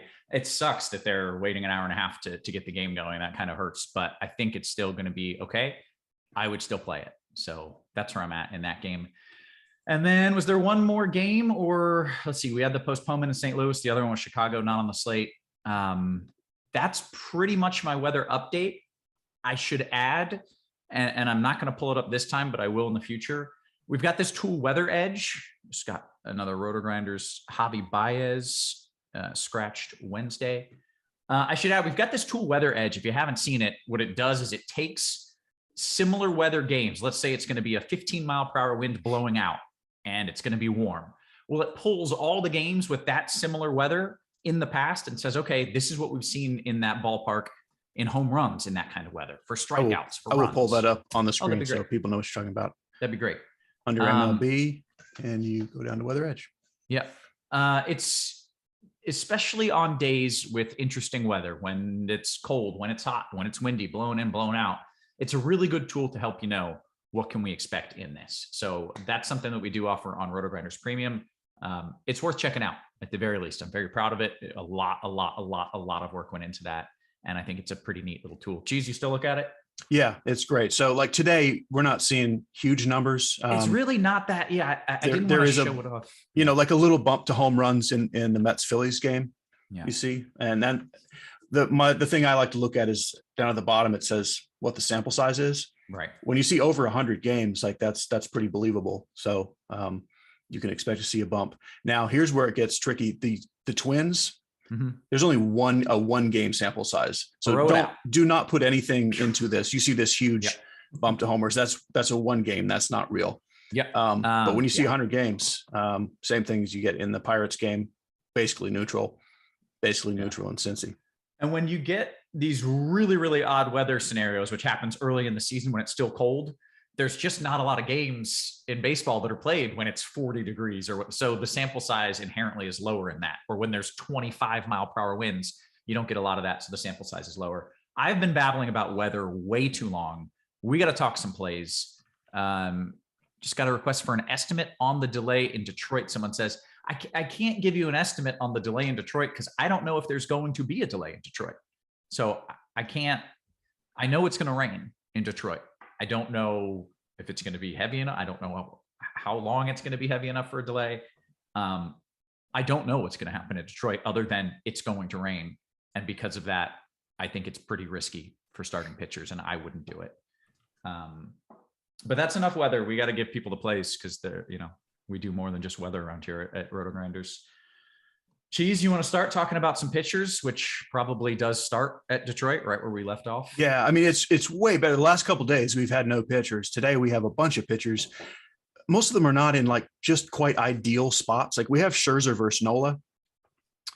They're not like Scherzer is probably still not going to be fully stretched out. I'm more optimistic on Nola, and I am playing him. But again, Eovaldi is the guy in that. Unfortunately, in the game in Detroit, that would just be the natural SP1. If you have a little more money than him, you can go to Max Fried or Kershaw or up to Nola or Scherzer. Personally, I like Nola the best there, followed by Fried. But all of those guys are good. And I don't think you're really going wrong with any of them. The reason I care about this Cincinnati game is the Reds are throwing their rookie, Nick Lodolo, who this is like a top 5 pitching prospect in the league, like near 40% strikeouts in the minors. Who knows? It's his first start. You just don't ever know. There's no way to possibly know what the guy's going to do, but I am extremely optimistic. I think he's underpriced, especially on FanDuel, where there's really no other cheap pitchers. Which is why I said on DraftKings, there are some pivots, but on FanDuel, there's kind of no pivot for him, which is why I'm excited that he's pitching. You can do Kyle Hendricks on DraftKings as the other cheap guy, 6,600, just one of those totally fine pitchers. And hey, it's the Pirates. So sure, play Kyle Hendricks. I'm still playing Eovaldi in tournaments. I guess it sounds like probably don't do it in cash, in which case I think you need to spend up at least one of your spots. I would play Nola, but you might play Fried instead of him. I I would be curious Carty's take between maybe Kershaw, Fried versus a Nola or Scherzer. And then I would be okay with Hendricks or Lodolo if you're not comfortable playing Eovaldi. What's frustrating about this Cincinnati game now that they're in a late start is that you need to make the choice now, and we won't know what radar looks like ahead of first pitch for another hour and a half, which is a little stressful and not great. So I don't want to act as if it's risk-free in that game, but I still do think that they're just going to play through the light rain that's upstream until it gets too heavy later today. Carty, what are you doing at pitcher? I wanted to play Eovaldi. So thanks a lot, Kevin. Well, you can. I'm not telling you can't. I'm telling you I wouldn't do it or recommend it. You have it yellow, though. Yellow means it's probably fine. Yellow means there's a chance for a delay, and you want a pitcher, and there's a chance for a delay. I don't know. If there's not an orange in it, like it really doesn't scare me usually that much. The way you're talking about it scares me more than what you actually have it labeled as. So I don't know. I'd still be tempted on Eovaldi, but it's like Cheese said, like there are other options, especially on FanDuel where it's only one pitcher. Like you definitely don't need to play Eovaldi there. Like you have plenty of other options. DraftKings, you lose a little bit more by not playing him. I think one of the better pivots is the guy on the other side of that game. So if you're pivoting off of Eovaldi, you can't play Eduardo Rodriguez either. But yeah, I think Kershaw and Fried are like kind of the top tier today. And then Nola and Scherzer are like a little bit below them. Like Cheese said, I don't think Scherzer's fully stretched out yet. Kershaw is not fully stretched out. This is his first game where all these other guys are making their second start. But there were reports that he threw a simulated game, 75 pitches a few days ago. So he should be able to throw 90 today, maybe 95, somewhere in that range. And it's a good enough spot. He's a good enough pitcher where I think Kershaw is the best option today. At least on DraftKings, because of the quality start on FanDuel, he's like a little bit less valuable there. And so then maybe you're looking at a guy like Fried. Fried is probably the guy on FanDuel. On FanDuel, we get those extra 2 games also. So like Sean Manaea is in play over there on the main slate, right? Yeah. So I think Manaea is very much in the mix, especially after we saw Darvish get tagged last night. Like it's not a great spot, but Manaea is like such an underrated pitcher. Like he's sneakily like a really, really good pitcher. And so especially if he goes a little bit overlooked, I like him quite a bit. I like Lodolo, like Cheese said, rookie, we don't know what we're going to get out of him, but the price is really good. The ownership doesn't project super high. He's the best point per dollar guy. So I like him a lot in tournaments. And yeah, I mean, that's kind of pitching. Okay. I think just in the interest of hurrying things up, we got to get to bats. I will say latest model runs come in at the top of the hour. So newest models are starting to trickle in. I'll give a little update here shortly, but Cheese, let's talk about what you are looking at as far as stacks go. Okay. So because we have a lot of good pitchers, there's really not that much out there. The Dodgers and the Braves are going to be way at the top of the list. Personally, I like the Dodgers a little better anyway, and I think we probably get their ownership a little lower. But with both of those teams, they're so deep. There's not like hey, these 4 guys are chalky and nobody else is. Like you can spread it out and you can still stack popular teams and be okay. But that's my clear top tier is Dodgers and Braves. And then on FanDuel, we also throw in those 2 later afternoon games, and the Astros become the 3rd top tier team there. I like Dodgers and Astros the most on FanDuel, Dodgers and Braves on DraftKings. All right, Carty. Yeah, I mean, the Braves after last night, I think are probably going to be overowned in my opinion. Like they don't even project as the best offense today. I like the Dodgers quite a bit. I like the Cubs quite a bit. Yeah, I mean, the Braves are good, but like, I mean, they're going to be the highest owned team on this slate, right? Unless I'm just like completely like not thinking about this the right way. Yeah, no, I agree. Yeah. So for me, I don't think Braves are like a super priority. Not at that ownership. Okay. Let's talk positions. Carty, you can lead us off a little catcher if you don't mind. Yeah. So Catcher's always fun. Yeah, I think Wilson Contreras is like, I mean, he's not like crazy expensive, but he's more than a lot of times you'll pay for a catcher. But he's just like in a tier of his own today. Like he projects so much better than everybody else. He's one of the best hitting catchers in baseball. He's against this really bad pitcher on a day where a lot of aces are making their second turn. So like it's kind of an interesting dynamic on the slate where we have a bunch of aces and then we have a bunch of like really bad, like number 5 starters. And so obviously the teams against the number 5 starters are going to be the offenses we like best.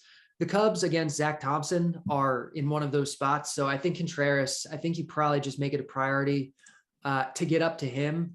Like if you want to punt, like, yeah, like Austin Barnes is fine at the back of the Dodgers lineup because the Dodgers are so good. You know, Tyler Stevenson at 3.1K is like fine. Even Gary Sanchez in a GPP with the platoon advantage against Kershaw. Like I think there's enough of a chance of a home run where you can take him. But Contreras really is just like the best guy. Cheese.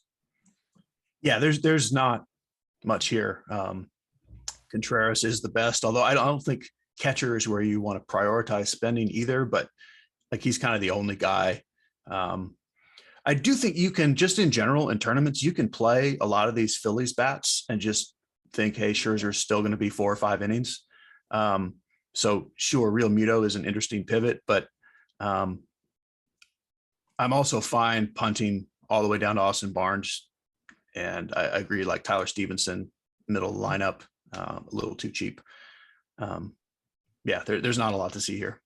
The Scherzer thing's interesting because he's going to carry a good amount of ownership. And he's a guy who, as good as he is, like he's an extreme fly ball guy. He gives up home runs. They're in Philly, which is such a great power park. Like he's going to give up a home run or two, most likely. So, you know, I'm totally fine with some Phillies one-offs or even a little Philly mini stack. Okay, great. Let's go to first base, Cheese. So there's 2 guys. Well, if you're counting Max Muncy as more as a second baseman, Olsen and Freeman. We already talked about like Braves and Dodgers are kind of the obvious chalk on this slate. I slightly prefer Freeman. I mean, Olsen has a little more power, but like if you just, who's almost certainly going to do something, I would say it's Freeman. That's why I tagged him ahead of Olsen. There's a pretty big drop off for me after Olsen and Freeman, and you can include Muncy at first. He's both first and second base. And then there's a whole bunch of sort of boomer bust tournament guys. You can go cheap with like Dan Vogelbach. On FanDuel, Bobby Dahlbeck is really cheap. You can always play Pete Alonso regardless of matchup. You can play Frank Schwindel here. Like he's a weird price on DraftKings, but cheap on FanDuel again. But really Olsen and Freeman is the story. Carty? Yeah, Olsen and Freeman are the top guys. Olsen projects a little better straight up. Freeman's a little cheaper on both sites. So like either way you want to go is fine. You mentioned Vogelbach, right, Cheese? I thought you said. Yeah, he's one of the good cheap guys. Good, I mean, good. Him Lead leading off is just fun. So I like Vogelbach leading off. In the same lineup, hitting cleanup, Satsugo is I think fine. The guy who's really interesting, I think, is Kyle Schwarber, who's first base outfield on FanDuel.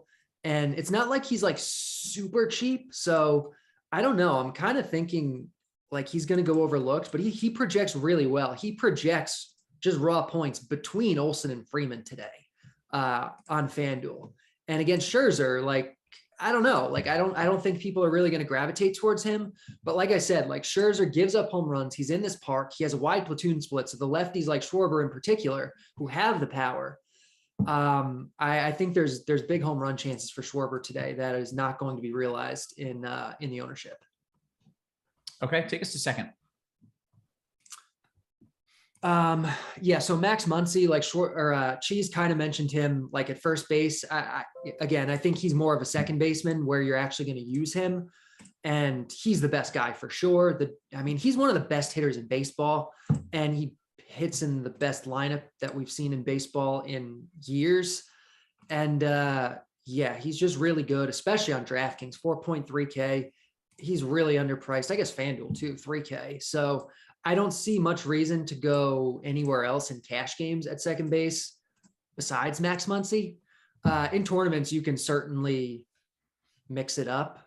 Gavin Lux in the same lineup, to differentiate your Dodger stacks maybe, or, Owen Miller against Lodolo for like 2.1K on DraftKings. But really, Muncy, I think, is just like the guy. Cheese, second. Yeah, a part of why I like the Dodgers so much is you can stack them so many different ways, even if they're popular. Like they have on FanDuel, they have 4 second base eligible players, and there's 3 second base eligible players on DraftKings, and they're all good. And like Lux is super cheap. Muncy is the good chalk, but do some Dodger stacks with Taylor and Lux. On FanDuel, you can put Trey Turner at second too. I do like Ozzy Albies again. I'm okay with Trevor Story again. On FanDuel, Ian Happ is second base eligible. But really, it's just these Dodgers. It's just a matter of how you want to maybe mix them up. So you don't want to just say, oh, I'm going to play Freeman, Muncy, Betts, and all my Dodger stacks. Because then you are kind of chalky, but mix it up a little bit with all these multi-position eligible guys. All right, third base, Cheese. The guy I'm most torn on the whole slate is Jose Ramirez, because I do love this pitcher for the Reds. But I mean, Jose Ramirez is still the best third baseman, but I don't love spending up here because the spend downs are good. Like, you're not spending down just because they're cheap. Justin Turner is too cheap. On DraftKings, Brian Hayes is too cheap. On FanDuel, you bring Alex Bregman in, who I like a lot. So that's kind of my go-to little group. Austin Riley is another spend up, but if you have money, yeah, some Ramirez is great. You want Devers in Red Sox stacks, but I like saving with Justin Turner, maybe Brian Hayes. Carty. Yeah, I like Brian Hayes a lot. I mean, I'm a big Justin Turner guy too, but Brian Hayes projects as outside of Jose Ramirez, the top third baseman on the slate, and he's 3.4K on DraftKings. So I think he's the guy that you play. Mike Moustakas, if you need to save more money, I think is interesting in tournaments. Like, there's big time power upside there for him, and he's really cheap. Over on FanDuel, I think you're maybe looking at some different guys. Like Jose Ramirez is still going to be in play here also, but Patrick Wisdom is really cheap. Like I mentioned, the Cubs are facing one of the weaker pitchers of the day. Wisdom has power. He's 2.5 on FanDuel. And Satsugo is third base eligible on FanDuel. So hitting cleanup today for Pittsburgh. I like him too. He's really cheap on FanDuel. All right, shortstop. Back to the Dodger well, really, like Trey Turner is, just about every position, the best player is a Dodger because they're an all-star team and they have somebody everywhere. Trey Turner is the clear top guy today. He's expensive on DraftKings. He's 5.8K. And so you can play him. You don't have to play him. Over on FanDuel, where he's 3.7K, you have to play him in cash. Trevor Story is certainly in play as an option on DraftKings. I mentioned a few Cubs already, but Nico Horner is 3K on DraftKings. He's a way to save some money. Ahmed Rosario is I think a solid option here. Lodolo does allow some stolen bases, so like there's some stolen base potential here for Rosario. So it's kind of Trey Turner on FanDuel, and then it's on DraftKings either Trey Turner or pay down. There's really not even a lot of shortstops. Like, there's nobody under 3K at all on DraftKings at shortstop. So you really are probably just playing, one of these 3K guys, like just because, Horner or whoever, if you're not playing Turner, or I guess Story's fine. Because it's an afternoon show, my lawn guy is here. I don't know if you can hear him. It's very loud. Carty, I can't hear you, but Cheese, I think it's your turn. Okay. We're glad you're still with us. So part of the reason I don't like spending up at third is I would just much rather spend up for Trey Turner. like especially on DraftKings, like there's just nothing there. FanDuel, again, we bring the Astros in, so you can go cheap with Pena if you want. You also get a little more savings if you want to play Dansby Swanson, and then Gavin Lux is also shortstop eligible on FanDuel. But anywhere you go, like Trey Turner's the guy you want if there's any way you can do it. Outfield, please. So the outfield's good. What else is new? Yeah. Yeah. I will say, like, it's not so much better than every other position like it is some days. Mookie Betts is my favorite spend up. I mean, surprise, surprise on DraftKings. But on FanDuel, actually, my favorite spend ups are Alvarez and Tucker.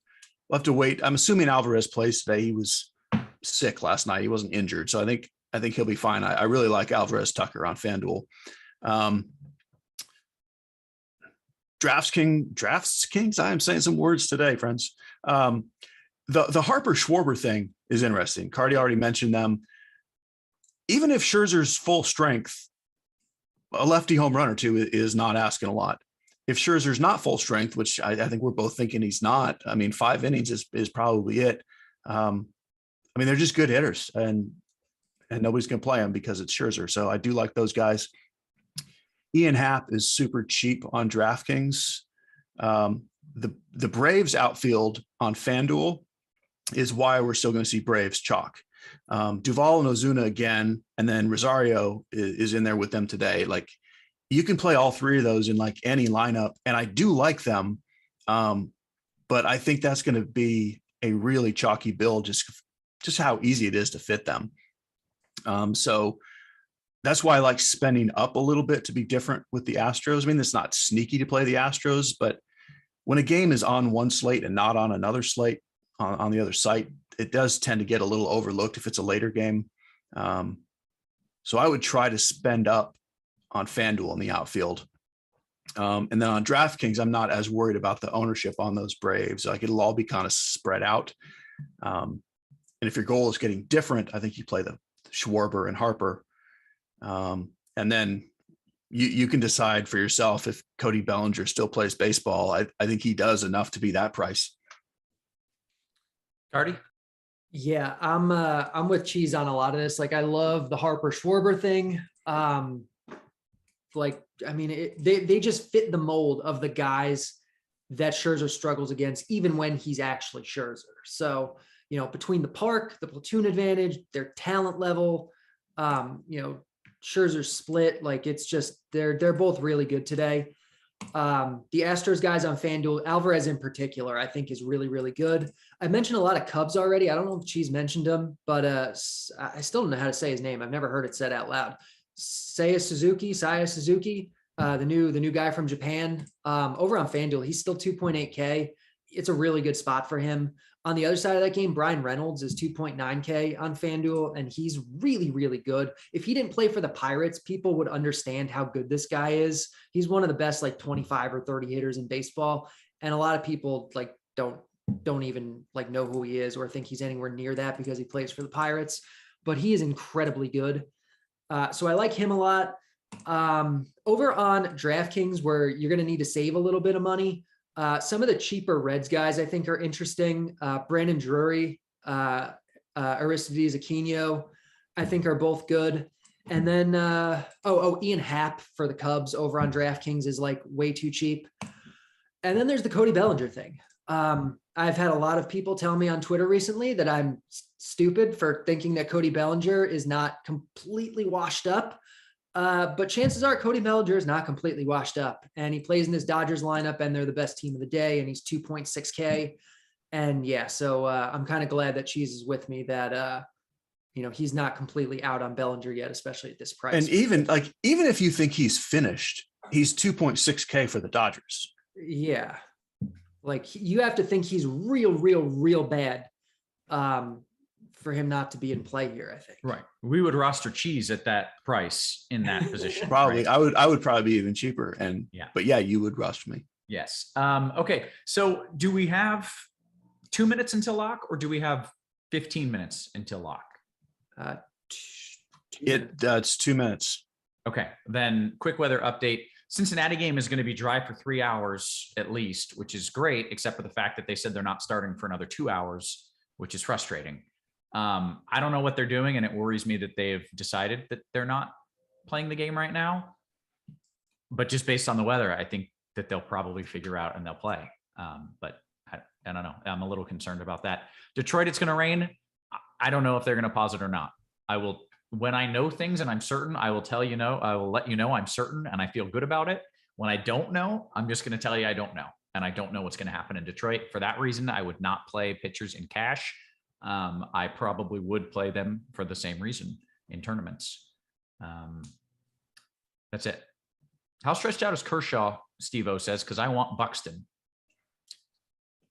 He threw 75 pitches in a simulated game. That means nothing, and it tells us nothing.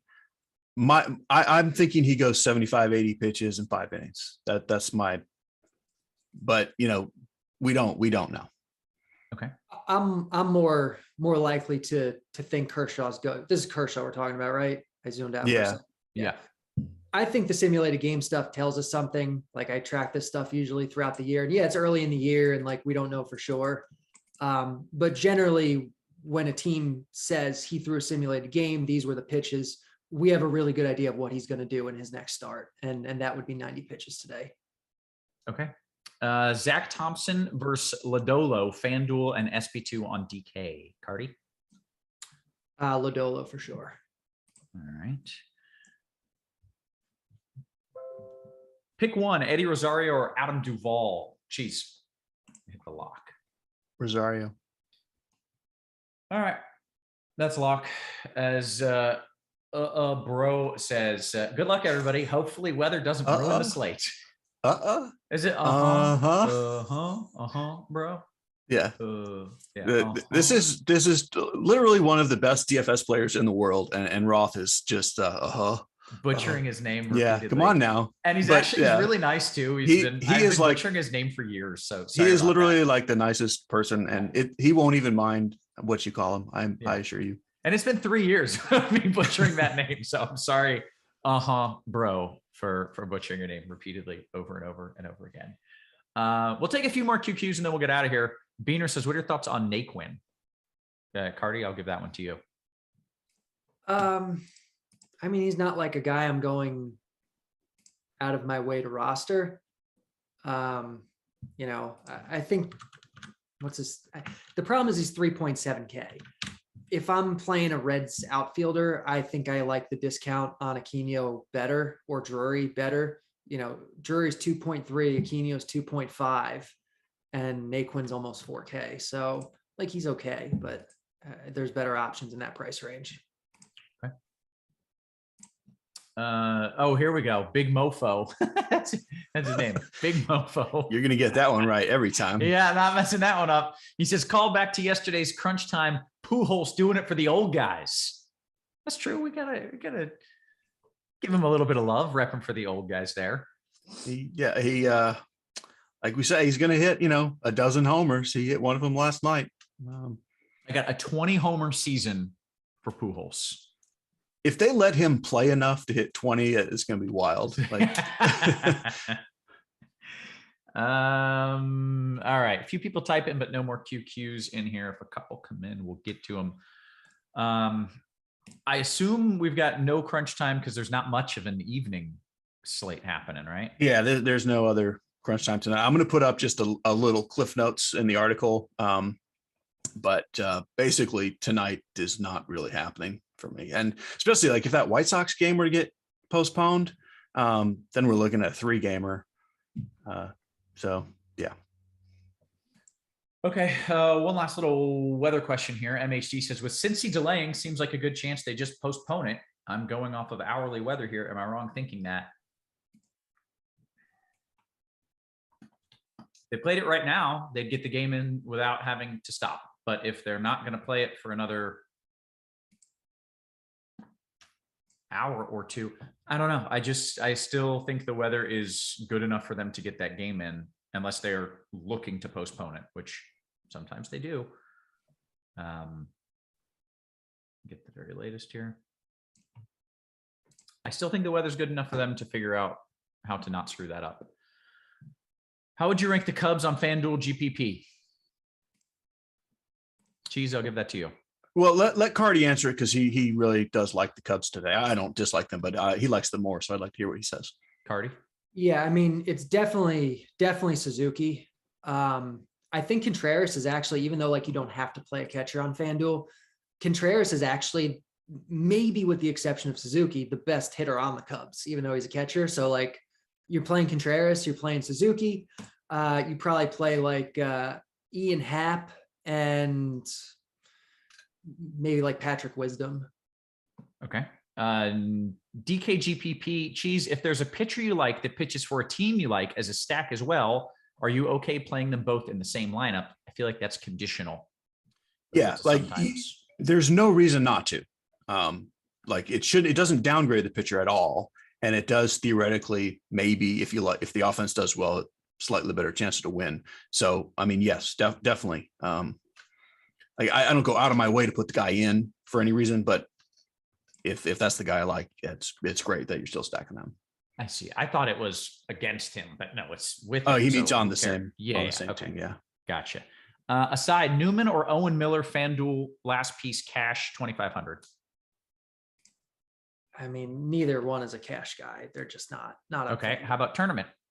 Newman or Owen Miller? He didn't actually specify. I mean, neither one really has a lot of power, so they're not ideal tournament guys either. I guess Newman. Okay. Is it safe to say Stephen Kwan will be the unanimous MVP? Yes, it is unanimous here in this trio. And final question from New York Giants fan Cheese. What ice cream would you recommend after clearing hump day this evening?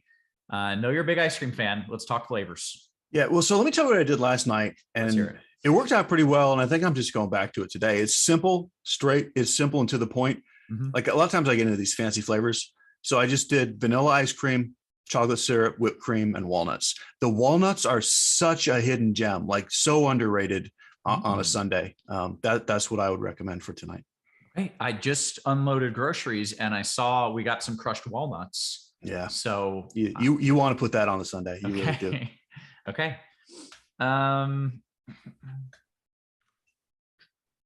Okay. I think we're going to call it on that right there. We will get on out of here. So for Cheese, for Carty, and for Devin or Steven or Eli working hard behind the scenes, guys, we appreciate you. We love you. And we will catch you tomorrow. I'm going to try to keep you updated as best I can on any weather drama right here. We will catch you tomorrow. You have been crunched.